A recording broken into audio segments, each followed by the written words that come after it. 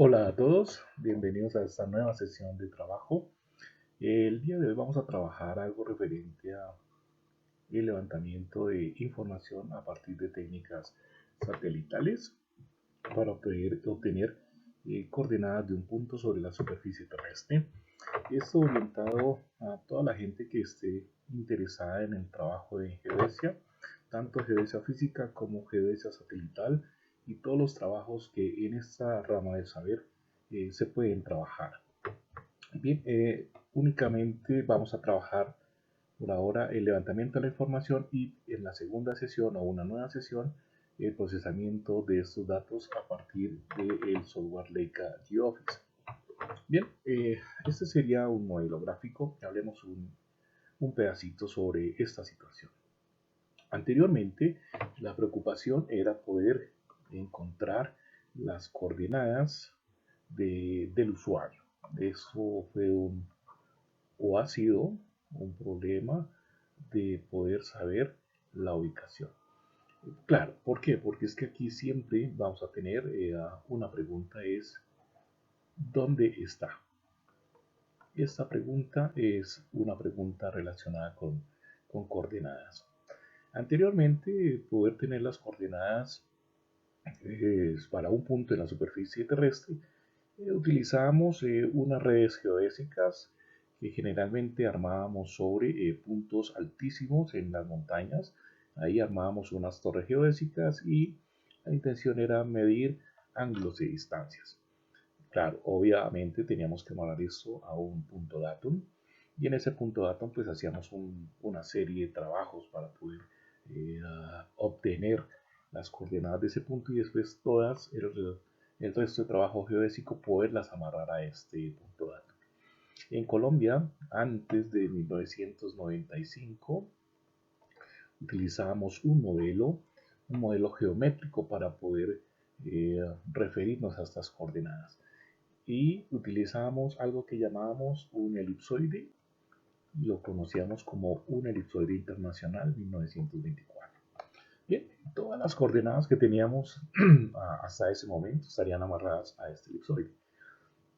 Después pudimos ver un avance en la ciencia y en la teoría y pudimos ahora involucrar una serie de constelaciones satelitales o de unas constelaciones de satélites que permitían a través de el proceso de depurar la información que se tenía de los satélites para poder eh, hacer uso de una condición geométrica de la trilateración desde el satélite al receptor y poder así tener un proceso y una teoría para poder tener las coordenadas.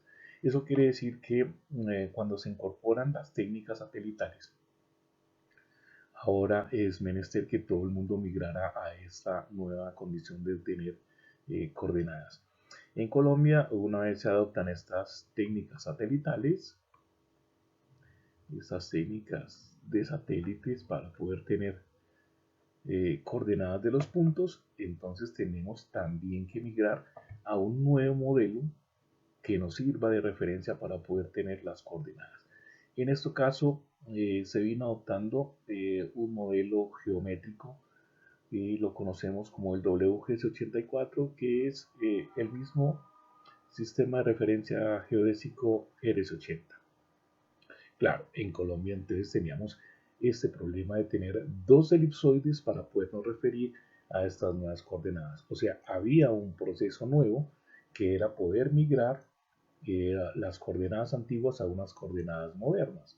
Y eso pues involucraba de alguna forma una teoría sobre la transformación de coordenadas. De ahí toda una teoría que posteriormente en unas nuevas sesiones hablaremos de cómo hacer este tipo de conversiones. Bueno, una vez ya metidos en el sistema, el posicionamiento de GNSS para este caso tendremos dos cosas. Uno es lo que involucra a los satélites, que generalmente lo llamamos el sector espacial, y ese sector espacial está en las condiciones de enviar señales electromagnéticas a un receptor que está en la superficie terrestre. Ese sector espacial, por lo general, nosotros encontramos tres constelaciones. La constelación Navstar, o también conocida como GPS en el argot común. Tenemos una constelación que se llama la constelación GLONASS, y últimamente trabajamos con la constelación de satélites denominada Galileo. Los he colocado así en esta forma, es en términos de su altura respecto a la superficie de referencia. Más abajo está GLONASS, más o menos a unos 18.000, 19.000 kilómetros de altura sobre la superficie de referencia. Los satélites de Navstar, que más o menos están en unos 20.180 kilómetros, y la constelación de Galileo, que está un poquito más arriba. Bien, y tenemos el sector usuario. Y el sector usuario, que generalmente nos vamos a referir así, al sector usuario, es donde tenemos un instrumento físico capaz de recibir esa información, que generalmente será una antena. Bueno, hablemos entonces, en este proceso de comunicaciones es un proceso de, podemos decirlo, unidireccional. El satélite nos va a enviar una información y el receptor la va a recibir. No hay más información. ¿Qué tipo de información nos va a enviar? Pues debe ser una información que debe ser segura, etcétera, etcétera. ¿Cómo viaja esta información? Bueno, inicial es una señal electromagnética.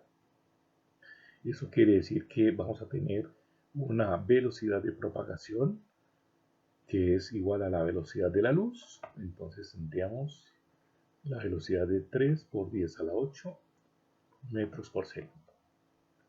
Bueno, esa señal debe estar dentro de una banda de comunicaciones que está por convención trabajada por la Organización Internacional de Comunicaciones, y se va a trabajar en algo que se conoce como la banda L. En esta banda L trabajan estas tres constelaciones. Lo que pasa es que como es un ancho de banda y es continuo, pues cada uno va a tener sus diferentes frecuencias. Entonces, aquí trabajaríamos con unas frecuencias. Estas frecuencias son independientes y no se traslapan unas con otras. El GLONASS trabaja con dos frecuencias, Navstar otras dos, Galileo otras dos, pero todas están dentro de la banda dentro de la banda L y no se traslapan. Bueno, generalmente hemos visto que el modelo de información es una onda, pero ese es el modelo matemático y es una onda electromagnética. Lo que va a pasar aquí es que esta onda en comunicaciones no viaja en los términos del modelo matemático. Y ese modelo va a trabajarse en términos de unos y ceros. Es una información que nos va a enviar el satélite. ¿En qué paquetes? En un paquete que se llama el mensaje de navegación. Tiene un cierto tamaño de bits, es una ráfaga de bits por segundos para que esa información pueda viajar hasta el usuario o hasta el receptor. Es una señal que está obviamente encriptada, tiene muy buena seguridad y trabaja con el sistema AES de encriptación, un sistema avanzado de encriptación. Esa señal va a viajar en un canal de transmisión, y en ese canal de transmisión vamos a trabajar o va a pasar por unos medios.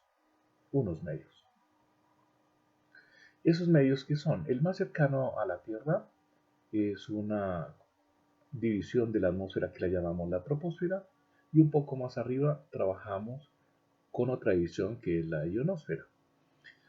Y obviamente, como es una onda, al pasar de diferentes medios, pues va a sufrir unos fenómenos de ondas, como serían la refracción y la reflexión de ondas.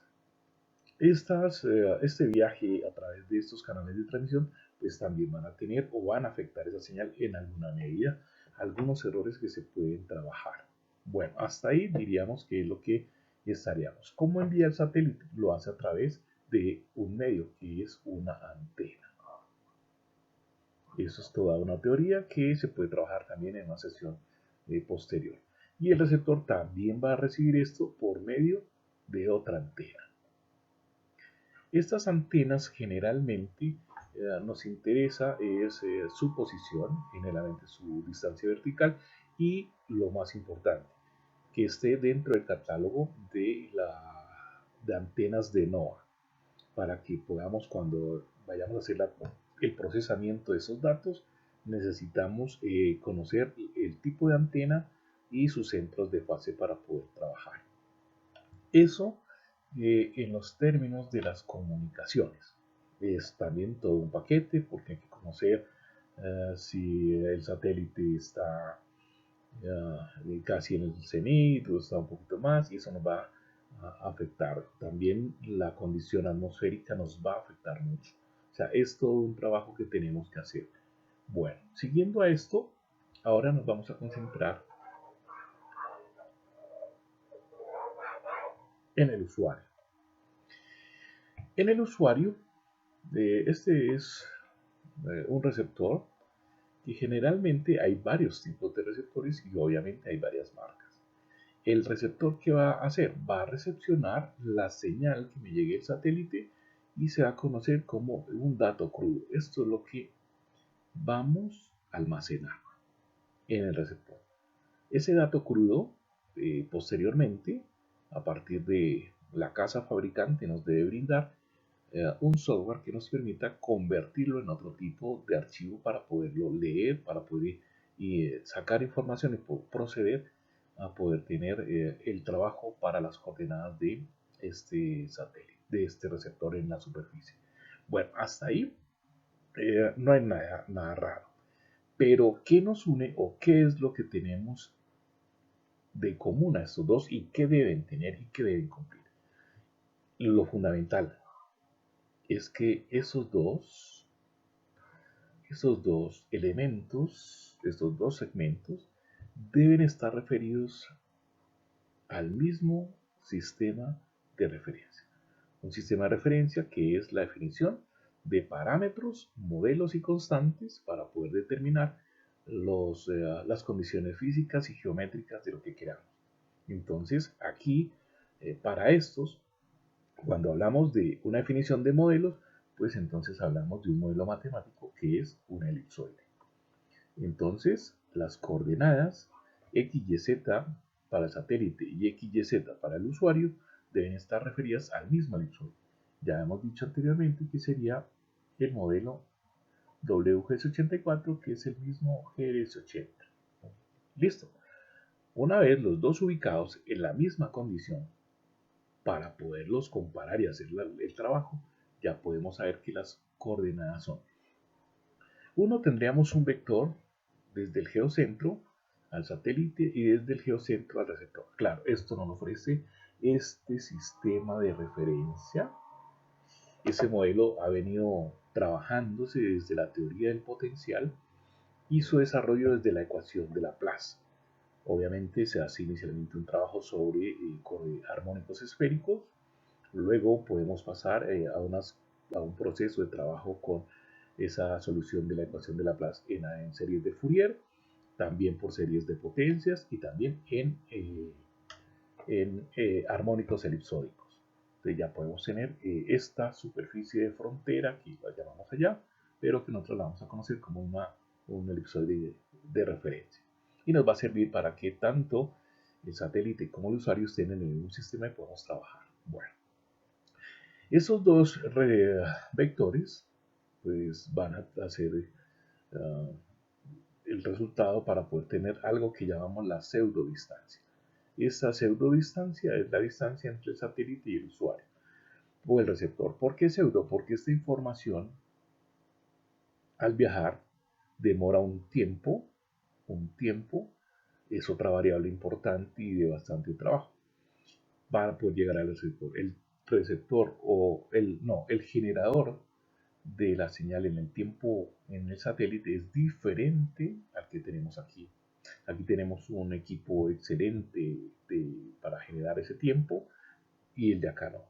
La otra es que el tiempo que aparece aquí por estar un poquito alejado de la superficie también va a estar a unas correcciones de relatividad. Sin embargo, pues vamos a después mirar cómo se soluciona ese tipo. Y la idea es que midiendo esta pseudo distancia podamos conocer la posición del receptor. Pero aquí hay un problema que es geométrico. Con un solo receptor no se puede resolver el problema. El problema se resuelve si podemos obtener mínimo 3 satélites, 3 vehículos espaciales, un vehículo espacial 1, un vehículo espacial 2 y un vehículo espacial 3. Eso en los términos de poder definir una zona geométrica de intersección, porque cada uno de ellos sería el radio o el centro de una esfera y que estaríamos mirando cómo es esta intersección de esas 3 esferas. Pero ahí tendríamos todavía una zona de incertidumbre. Nos haría falta encontrar o tener un cuarto satélite que nos va a definir las condiciones temporales realmente de dónde está ese usuario. Entonces mínimo necesitamos 4 satélites que nos estén enviando cada uno su información, cada uno transmitiendo la información en banda L, pero cada uno tiene un identificador que se llama el PNR. En este caso sería el 1, en este caso el PNR2, el PNR3 y este sería el PNR4. Todos envían información que el receptor del usuario puede generar una señal sintética para compararlos. Y se compara lo que se envía y lo que llega. Y de ahí ya tendremos la condición de poder conocer esa diferencia de tiempo desde cuando se envió en el satélite hasta cuando llegó para cada uno de ellos. Estas 4 condiciones o estas 4 pseudodistancias nos va a dar la información de poder armar unas ecuaciones que se llaman ecuaciones normales y son rectas en el espacio, o sea, posiciones del satélite menos la del usuario en una raíz cuadrada para poder tener estas pseudodistancias. Bueno, hasta ahí digamos que es una explicación sencilla para lo que nos permite seguir en esos términos. Ok, siguiendo, entonces vamos a tener un procesamiento absoluto. ¿Qué es la idea del procesamiento? Tenemos un solo equipo por ahora. Entonces, al tener un solo equipo, pues vamos a calcular la posición de un punto. Vamos a utilizar medidas de pseudodistancias. Estamos hablando de las distancias entre el receptor y el satélite. ¿Qué se envía y qué se tiene en esas pseudodistancias? Podemos medirla o por códigos o por fases. En este caso, los códigos son lo que viene en L1, que lo conocemos así como L1, lo que viene en L1 y L2, y esto que sería un código de encriptación P. Si utilizamos un solo receptor, pues la precisión es un poco baja, pero podemos mejorarla con otras nuevas técnicas de adquisición y de procesamiento. Bien, eso sería lo que tendríamos cuando hablamos de un procesamiento o un levantamiento de un punto absoluto. Ese punto está quieto. No, hemos dejado la antena ubicada en un trípode o en un bastón o en una pilastra. Bien, siguiendo con esto, ¿qué tenemos de observables en el sistema como tal para el posicionamiento? Tenemos 2 cosas. Por un lado hay un observable que es el código. Aquí lo que vamos a medir son pseudodistancias. Y esas pseudodistancias, que son las distancias entre el usuario y el satélite, podemos medirla. Receptores que siguen el código de adquisición y receptores que también reciben las dos. Lo ideal es que pudiéramos tener receptores que puedan recibir estas dos. Y en fase vamos a recibir condiciones de fase de las ondas. Y la precisión mejora un poco. Eso también en la medida que hagamos el postproceso de los datos crudos convertidos a rines y luego procesados, pues nos va a mejorar la situación de la precisión de las coordenadas del punto. Bueno, ¿qué más tenemos? Los receptores. Cuando tenemos el receptor en la superficie, al tener el receptor en la superficie podemos pintarlo de esta forma. Ese receptor, aquí estaría la antena del receptor, esta sería la superficie. y eso sería el receptor. Este receptor puede estar en modo estático, ahí quieto, su velocidad cero, que permanece quieto para recibir la recepción de las antenas, de la información enviada por los satélites. Ya sabemos que mínimo necesitaríamos 4 satélites para poder hacer una recepción y una condición de obtener las coordenadas X, Y, Z o lambda phi h de este punto en la superficie. La otra sería que este receptor se mueva. Es decir, el receptor se mueve, podemos pensar en un movimiento que puede ser continuo, ¿cierto? Pero ese continuo es de parecida o un receptor de movimiento continuo. Eso lo vamos a llamar un método cinemático. Entonces ahí tendríamos dos opciones, o que esté quieto o que se esté moviendo. El tiempo, aquí va a depender del tiempo de rastreo. Ese tiempo de rastreo pues va a estar de acuerdo a las necesidades que se tengan. Y depende también el tipo para el cual se quiera hacer un levantamiento. Si uno va a hacer de pronto proyectos de cartografía, los puntos de fotocontrol por lo menos deberían estar alrededor entre 6 y 8 horas de recepción como bases.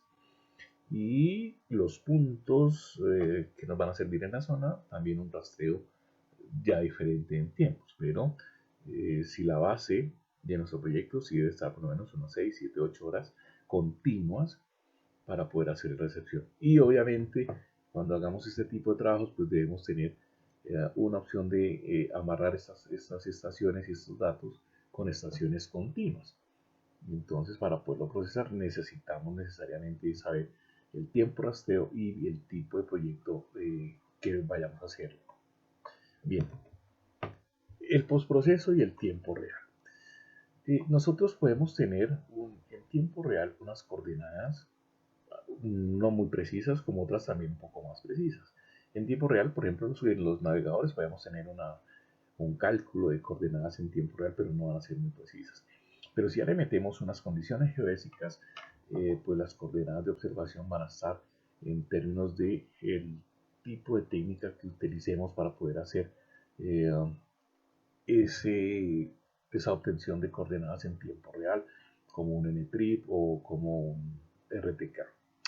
Y la otra condición de procesamiento sería, o para obtener esas coordenadas del punto, el postproceso, que eso lo haríamos en oficina, pero también estaríamos amarrados al tipo de información que se requiere, porque cuando necesitamos esas coordenadas dependemos de cierta información extra aparte del levantamiento. Son las efemérides de las constelaciones o de los satélites que el receptor pudo capturar. Entonces estaríamos en términos de saber cuándo vamos a procesar para saber qué tipo de efemérides son las que mejor nos sirven. Si no tenemos mucho tiempo, a veces la técnica es eh, poder tener acceso a efemérides de un día antes, el día de la toma de datos y un día después. Si tenemos ya mucho tiempo para poder procesar con más calma, pues uno trabajaría con las efemérides que generalmente las llamamos órbitas precisas. Y aquí aparece un concepto que es el de la línea base. ¿Por qué? Porque generalmente aquí uno va a utilizar dos receptores, uno que nos va a servir de base y uno que nos va a servir de ROA para poder tener esas coordenadas. Y bueno, la teoría lo hablaremos cuando estemos hablando sobre las coordenadas bueno, de cómo obtener las coordenadas en un proceso de lo que conocemos como un levantamiento diferencial. Es una técnica que hablaremos en unas sesiones posteriores. Bien, hay unos tipos de aplicaciones, porque las técnicas de utilizar técnicas GNSS han respondido a una cierta pregunta que teníamos antes, o no, a una limitación que teníamos. Cuando se trabajaba la topografía convencional, se tenía una limitación, era la distancia. Normalmente uno hacía topografía entre los 9 y los 10 kilómetros, pero hoy en día con las técnicas satelitales ya podemos tener coordenadas ubicados en unas distancias muy grandes, 10, 15, 20, 30, 80, 100 kilómetros, dependiendo también la técnica y cómo queramos hacerlo. Entonces, hay unos métodos de trabajo, hay unos métodos que los llamamos estáticos, hay unos métodos diferentes que son el N-trip y el RTK que nos servirían para tener condiciones de coordenadas en tiempo real. Una técnica donde utilizamos una base y un rover como la condición de poder tener un postproceso diferencial. Aplicaciones. Tenemos un montón de aplicaciones para utilizar técnicas GNSS que nos brinde la oportunidad de tener esas coordenadas para levantamientos de control, para proyectos cartográficos, levantamientos topográficos, replanteos, posicionamientos rápidos y en general muy fuerte es el término de trabajar esas coordenadas para georreferenciar imágenes y poder hacer luego todo el proceso de lo que tiene que ser eh, todo el sistema de los sistemas de información geográfica. Y obviamente la navegación marítima, aérea y obviamente terrestre. Bueno, equipos. Aquí hay algo fundamental. Aunque hay unas cosas que permiten hacer, otras no. En geodesia nosotros necesitamos unos equipos que por lo general sean equipos que conocemos como doble frecuencia, porque nos va a permitir recibir los dos tipos de frecuencias que envían las constelaciones y nos va a permitir hacer un poquito más de trabajo, nos va a permitir tener una mayor eficiencia en el trabajo y una mejor precisión en las coordenadas del punto. Anteriormente también teníamos equipos monofrecuencia, los conocemos como L1, y son equipos que, bueno, nos sirven para hacer trabajos catastrales sobre todo, pero no son de muy alta precisión. Hay otros equipos submétricos que nos permitirían hacer un posicionamiento para la parte diferencial también, que serían los submétricos. Y obviamente los conocidos, pero no tan utilizados en geodesia, que son los tipo navegadores. La precisión es un poco baja, pero bueno, dependiendo también para lo que se quiera hacer ese tipo de navegador. No es lo mismo trabajar un navegador para un senderismo, para unas condiciones de vacaciones, que muy fácil nos podemos ubicar en terreno, mientras que para trabajos ya un poco mucho más precisos, como la parte geodésica, sí necesitamos trabajar con equipos doble frecuencia. Bien, así entonces, ¿qué tenemos en campo? ¿Qué necesitamos tener? Bueno, fundamental es obvio una antena que es el elemento que tiene la menor impedancia para recibir y transmitir información, información de ondas electromagnéticas. Esas antenas, por lo general, nosotros necesitamos que estén inscritas en NOAA. Es fundamental, porque esas antenas, cuando estemos haciendo el procesamiento, necesitamos saber el tipo de antena. Es fundamental. Y obviamente, cuando hablamos de ese tipo, estaríamos hablando de una información respecto al centro de fase de la antena. Eso nos va a permitir después hacer el procesamiento. ¿Qué más tenemos en esta condición? Algo que es el controlador. El controlador nos va a servir para conectarlo con la antena vía Bluetooth y aquí vamos a configurar nuestro trabajo. La toma de datos, cada cuánto tiempo va a ser, cada 15, cada 20 segundos la toma de épocas, configurar el sistema de referencia, configurar el tipo y el nombre del trabajo. Y algo que también va a estar muy sujeto y le vamos a mirar ahorita es el elemento donde vamos a descansar la antena. Aquí podemos hablar de que podemos tener un trípode, podemos tener un bastón o podemos tener algo que lo conocemos como una pilastra. Esos son los tres elementos que podemos tener en campo para poder hacer una recepción. Recordemos que lo que recepcionamos aquí serían conocidos como los datos crudos. Eso sería lo fundamental de tener en terreno. ¿Qué más tenemos? Hay una condición fundamental también, y es que cuando llegamos aquí al terreno, nosotros tenemos algunas veces, pero no siempre, unas condiciones de terreno. Y esas condiciones de terreno generalmente las vamos a ubicar en algo que lo llamamos la hoja de campo. Y en la hoja de campo tenemos algo que conocemos como la hoja de obstáculos. Esto es nuestro horizonte. O sea, aquí tendríamos una elevación de 0. Y vamos a hacer un barrido 360 en el punto de nuestra recepción. Podemos tener unos obstáculos que barriendo cada 30 grados está esto para hacer un tipo de trabajo en campo. Y miramos qué obstáculos tenemos en el terreno. Y una vez que los marquemos, entonces los vamos a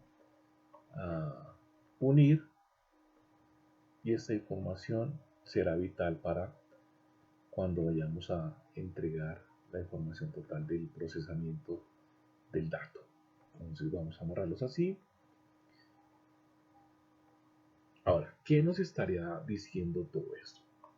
La zona que está por debajo de esta línea la vamos a conocer como la zona de obstáculos. Zona de obstáculos. La zona de obstáculos aquí.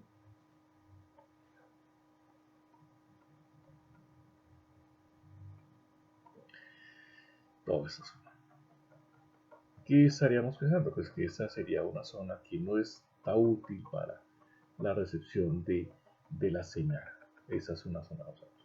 Mientras que esta otra zona, esta zona es la zona de recepción o el cono de recepción, si lo queremos llamar de esa forma. Porque generalmente desde terreno y uno marca cuando vamos a hacer el procesamiento de datos una zona con un ángulo de elevación, y este ángulo es lo que llamamos una máscara de elevación. Generalmente son 15 grados. 15 grados. Y aquí tendríamos entonces nuestro cono de recepción de señales. Entonces las señales que vengan aquí serían las que estaríamos en condiciones de recibir en nuestro y aquí tendríamos nuestra antena. Eso sería lo que podríamos recibir de los satélites. Bueno, en esta otra condición, en esta otra hoja, nombramos el proyecto, es algo fundamental, el nombre del producto. Y otra, diferenciar si nuestro punto se estaba moviendo o se estaba quieto. Si estaba quieto, pues lo marcamos con una X, o cinemático, que puede ser continuo o discontinuo. Vamos a nombrar si era una base o era un rover, y lo fundamental viene aquí, es la antena diciendo la marca, y más que el modelo es este, la marca y el serial. Bueno, aunque estas dos informaciones, cuando vamos a convertir el dato crudo recepcionado en un archivo que se llama RINES, la conversión, pues si nos va a salir el tipo receptor y la antena. ¿Qué otra cosa importante? Es medir o saber si lo que teníamos aquí y lo que medimos, perdón, fue una distancia.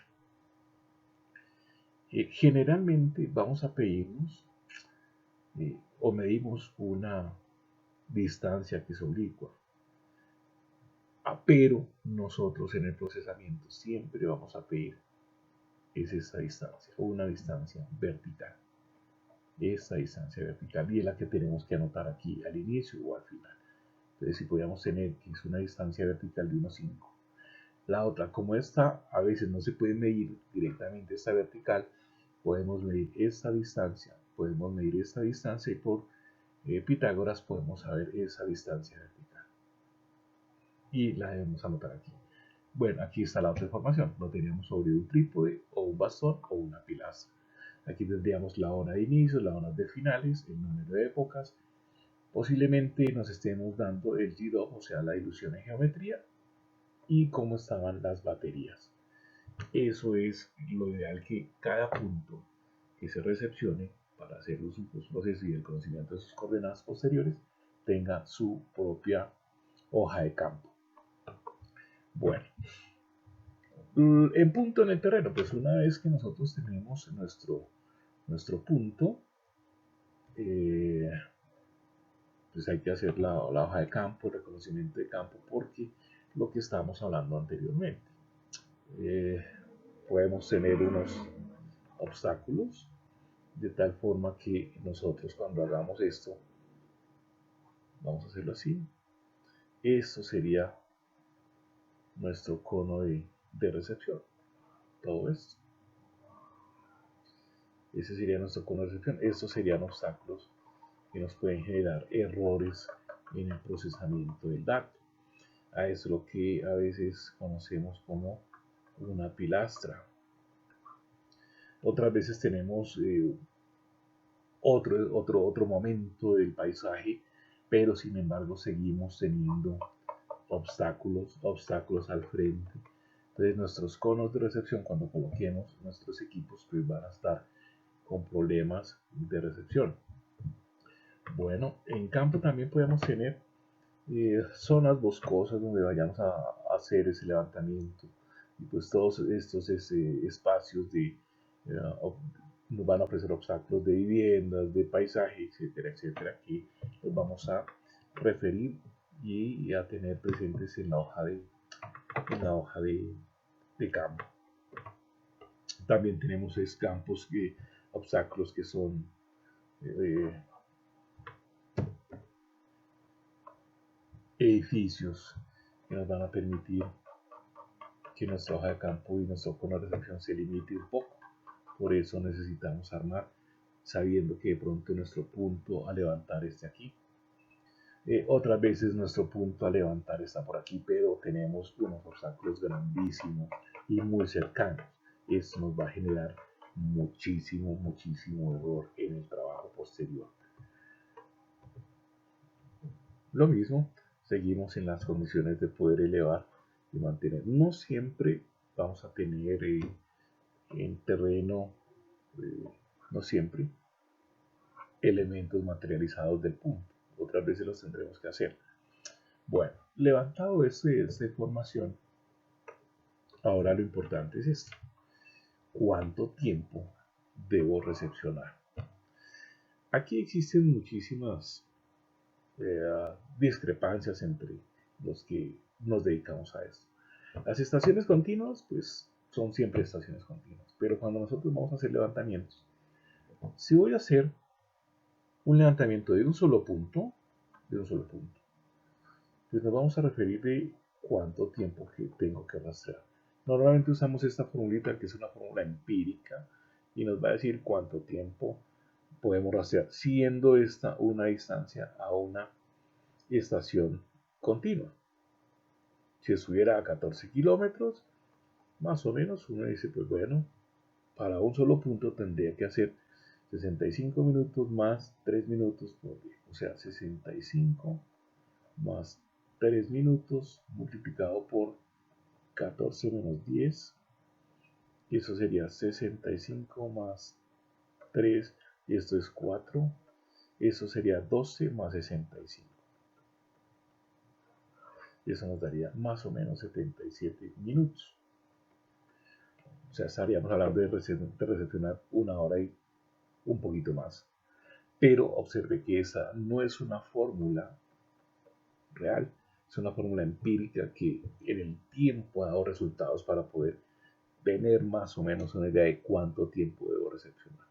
Pero eso sí es un punto, pero si voy a tener un método continuo, pues de pronto eso baja. Pero bajar los tiempos significa también de alguna manera sacrificará algo de precisión. Pero mire que esta ecuación no es consistente, porque aquí estaríamos midiendo tiempos, que son minutos. Aquí estaríamos midiendo tiempos, mientras que esto de aquí son distancias.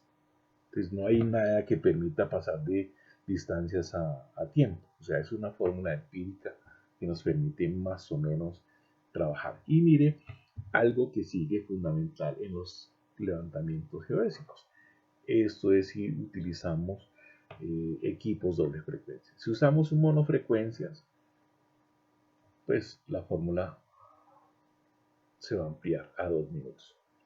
Pero para condiciones y trabajos geodésicos, por lo general usamos esta formulita para calcular más o menos cuánto tiempo debe ser el tiempo de rastreo.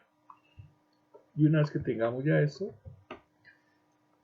llegamos a la oficina con la información levantada en campo, organizando el trabajo de procesamiento. En esta sesión hemos visto hacer un solo punto, que lo hemos llamado absoluto, el punto está quieto. Armamos un modelito diciendo aquí que esta carpeta se va a llamar posiblemente punto 1 o la fecha del levantamiento que deseamos nombrar esa carpeta. Vamos a abrir esa carpeta en 4 carpetas nuevas. Una carpeta de archivos, una carpeta de datos, una carpeta de efemérides y una carpeta de procesado. Y en cada una de ellas otras subcarpetas. En archivos tenemos estas 6 carpeticas, que contienen o qué información vamos a tener en esas carpetas para poder procesar. Las antenas, entonces vamos aquí a irnos a una página de la NASA de calibración de antenas y bajamos dos archivos de antenas. Hojas de campo son las hojas que hemos llevado a campo, las vamos a convertir en foto y un archivo en PDF. Un esquema de terminación, generalmente aquí hacemos una memoria de todo lo que fue el proyecto y lo que hicimos en procesamiento. Los informes, si se requiere hacer algún tipo de informe. Y en esta carpeta de log file vamos a colocar los informes o los reportes del procesamiento. Reportes del procesamiento, lo que nos va a botar el programa. En este caso serían los reportes que nos deja o nos envía el programa de Leica.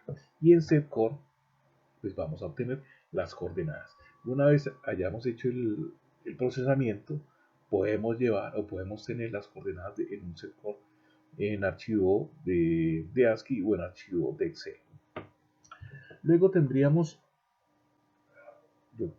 yo pensaría que una de las carpetas iniciales, que son los datos.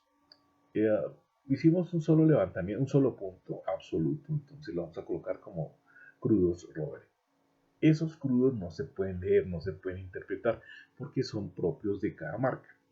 La marca o el fabricante nos va a dar un software para convertirlos en unos archivos que los llamamos RINEX. Los vamos a guardar o en RINEX base o en RINEX base. En este caso, así para ser coherentes con la gráfica, si tengo RINEX base, pues los tengo que tener aquí bueno, aquí son crudos base.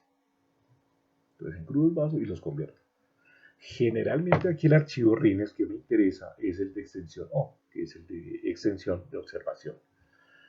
Fundamental. ¿Por qué? Pues fundamental, porque aquí en estos archivos, cuando yo los pueda abrir y los abra con un formato de bloc de notas o de SPAT, ahí voy a tener información del tiempo de observación, de inicio final, el tipo de antena, y con eso puedo llenar esta carpeta de antenas y con el tiempo puedo llenar esta otra carpetica que se llama efemérides. Voy a la página de NASA y puedo bajar, dependiendo del tiempo que tenga para procesar, el tipo de efemérides. Entonces, desde aquí, desde los archivos RINEX, tengo información de antenas y tengo información para las efemérides, que son fundamentales.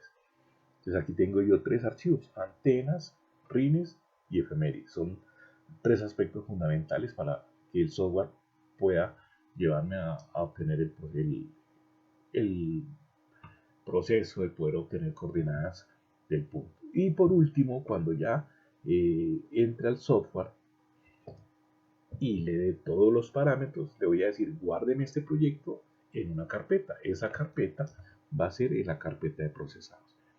Si yo proceso con Leica, pues me van a salir infinidad de archivos que van a quedar aquí y ahí se van a guardar.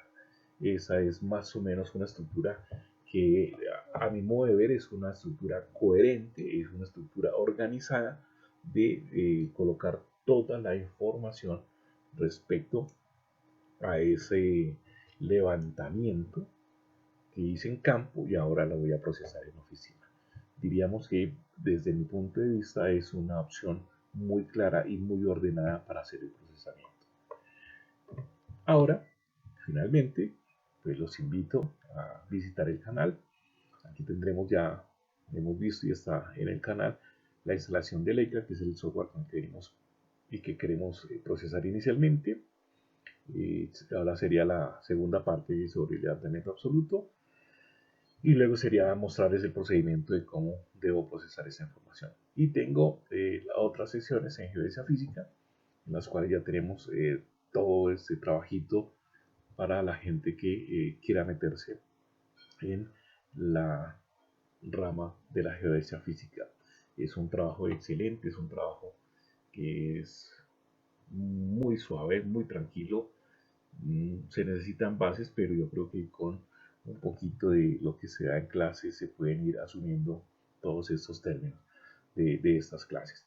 Bueno, por lo pronto, aparte de esta invitación, los dejo para que puedan visitar el canal con más tranquilidad. Muchas gracias por visitar el canal.